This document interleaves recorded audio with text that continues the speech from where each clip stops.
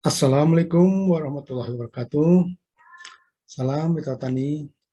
Kembali kita bertemu dalam pengabdian kepada masyarakat yang diselenggarakan oleh jurusan Agribisnis Fakultas Pertanian UPN Veteran Jawa Timur. Apa itu pembukuan usaha tani? Jadi pembukuan usaha tani itu adalah sesuatu yang semestinya harus dilakukan oleh para petani. Karena bagaimanapun juga, apa yang dilakukan oleh petani haruslah dicatat dalam suatu buku-buku yang memang diperlukan, yang mana kita nanti mencari suatu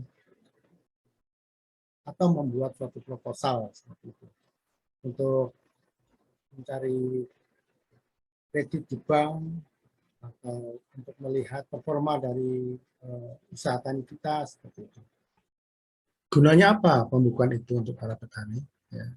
Yang pertama kita akan bisa tahu bagaimana kinerja dari usaha tani petani dari bulan ke bulan, dari tahun ke tahun, ya kinerjanya cukup baik. Itu bisa dilihat dari aliran cash flow-nya maupun dari laporan neraca maupun laba ruginya. Oke, selanjutnya kita akan membahas mengenai pembukuan. Yang pertama ya, pembukuan adalah suatu proses pencatatan yang dilakukan oleh usaha tani yang berisi setiap transaksi, baik pengeluaran maupun pendapatan, ya, dari bukti awal sampai dengan pelaporan, seperti itu. Ya. Jadi di sini pembukuan ini berbeda dengan yang akuntansi ya. Kalau pembukuan itu yang mengerjakan adalah bookkeeper atau pembukuan, seorang pembuku. Kalau akuntansi itu lebih kepada dari pencatatan sampai dengan laporan laba rugi ya, yang dikerjakan oleh seorang akuntan. Kita lihat bahwa manajemen usaha tani adalah suatu keputusan tentang tanaman atau ternak apa yang dapat diusahakan berdasarkan ketersediaan sumber daya untuk memaksimalkan keuntungan. Ya. Jadi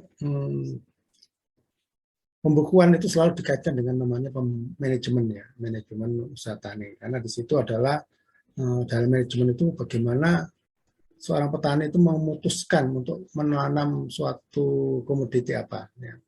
Nah, disinilah yang diperhatikan adalah pembukuannya ya. Pembukuannya itu bisa baik apa tidak ya untuk suatu manajemen usaha tani.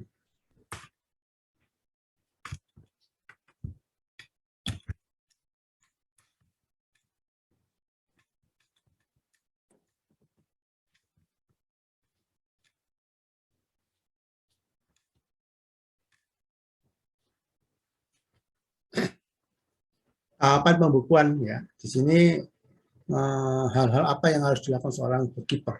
Ya. Yang pertama adalah pencatatan pembukuan, jadi cash flow ya, dari mulai dari awal dicatat semuanya ya. Kemudian pencatatan ini harus dimasukkan semua apapun yang dilakukan oleh seorang petani ya. Jadi baik itu pengeluaran untuk usaha taninya maupun pengeluaran bukan usaha tani ya, atau disebut dengan pelaku. Namun alangkah baiknya memang kalau bisa dipisahkan ya antara usaha tani dengan pengeluaran-pengeluaran yang bukan usaha tani ya.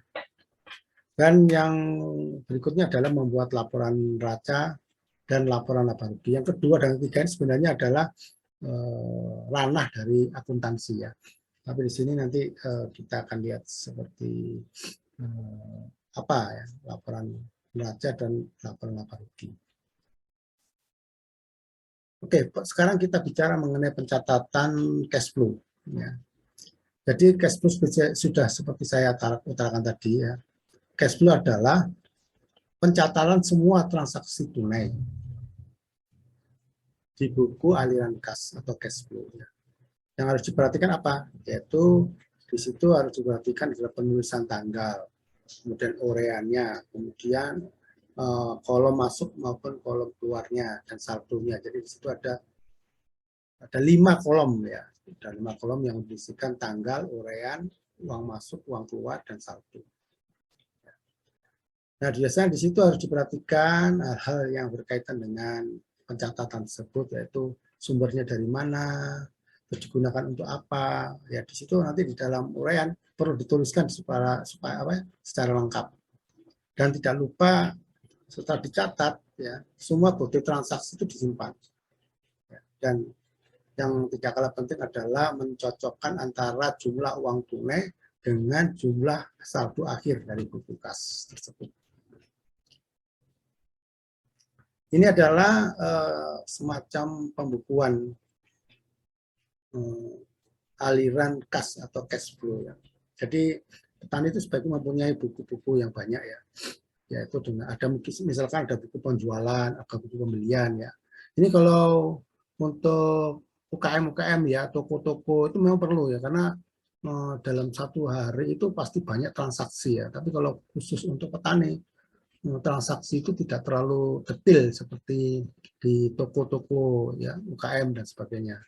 Karena di dalam usaha tani itu banyak pekerjaan-pekerjaan yang hanya 1 hari, 2 hari, terus hari berikutnya tidak ada pekerjaan, cuma pengawasan dan sebagainya. Ya. Nah, di sini salah satunya adalah yang paling penting ya buku kas ini ya. Dari buku kas ini nanti bisa kita masukkan di dalam neraca dan laporan rugi. Ini laporan neraca ya. Bisa dilihat di sini laporan neraca. Di situ kita lihat bahwa aktiva itu adalah sama dengan aktif pasiva.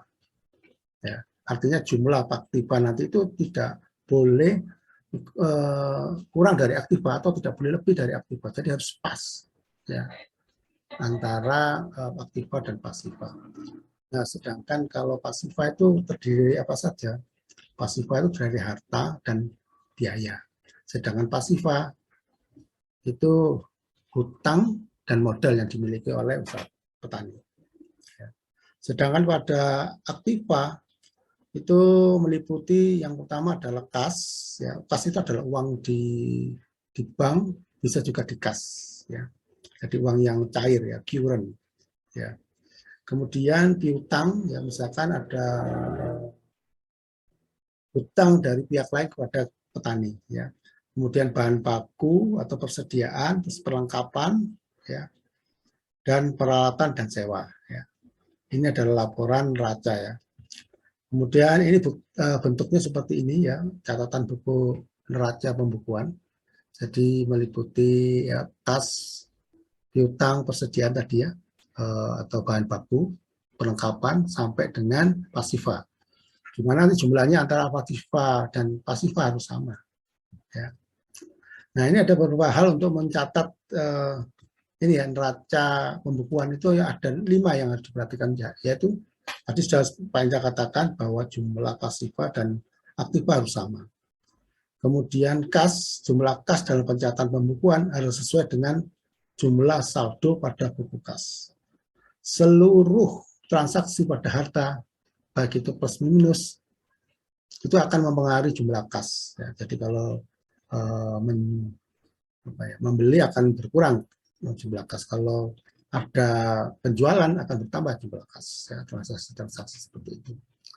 Pengeluaran pada biaya juga akan mengurangi jumlah kas dan modal. Dan yang terakhir adalah penyesuaian kolom bahan baku, stok perlengkapan peralatan, contohnya penyusutan ya di sini ya. Kemudian sewa juga akan mengurangi modal. Ya. Di sini biasanya dilakukan pada akhir bulan. Kemudian tadi kolom-kolom neraca, ya kolom neraca itu meliputi satu ada tadi aset ya, ada modal, ada kewajiban, ada biaya. Nah, aset itu apa sih yang disebut aset? Nah, aset adalah segala sesuatu yang dimiliki sendiri oleh petani, ya, yang memiliki nilai uang, ya, termasuk piutang di sini. Jadi aset itu harta, ya. Jadi harta yang dimiliki oleh petani ya. Misalkan bangunan, tanah, bibit, peralatan, alat-alat, misalkan traktor, ya, peternakan dan uang tunai termasuk harta. Sedangkan modal pemilik di sini, ya, di sini harta disebut modal pemilik ya, sebelah kanan. Itu adalah sejumlah uang atau investasi yang dimiliki petani untuk menjalankan usahanya. Jadi di sini adalah lebih kepada investasi, ya, investasi. Jadi petani itu kalau akan menjalankan suatu usaha harus ada modal awal. Ya itu dimasukkan di dalam modal nantinya ya, modal dan juga nanti ada masukan di dalam kas untuk modal awal. Kemudian yang berikutnya adalah hutang. Hutang itu adalah jumlah hutang untuk keperluan usaha tani yang harus dibayar petani kepada pemberi pinjaman. Ya. Misalkan petani, buruh tani ya sudah bekerja ya, tapi belum dibayarkan, nah itu termasuk hutang. Ya. Kemudian juga kita itu membeli benih masih dalam rangka belum sampai ke tempat ya masih hutang. Ya, termasuk yang lain-lain, termasuk transportasi dan sebagaimana yang berhubungan dengan uang yang belum terbayar. Ya. Dan yang terakhir adalah biaya. Biaya adalah semua pengorbanan yang dilakukan untuk menghasilkan sesuatu dalam bentuk uang. Ya, jadi bisa berbentuk biaya tetap maupun biaya tidak tetap. Ya, atau istilahnya itu adalah fixed cost dan variable cost seperti itu. Ya. Tadi sudah saya ceritakan apa sih tadi aset, kewajiban, biaya tetap, biaya variabel ya. Di sini saya berikan contoh-contohnya ya. Jadi yang bisa dimasukkan dalam aset itu misalkan tanah, bangunan, terus alat-alat traktor seperti tadi ya. Kemudian uang tunai di dalam yang di tangan dan uang di bank termasuk tanaman ya, tanaman yang kita tanam, ternak seperti itu, terus dan sebagainya ya.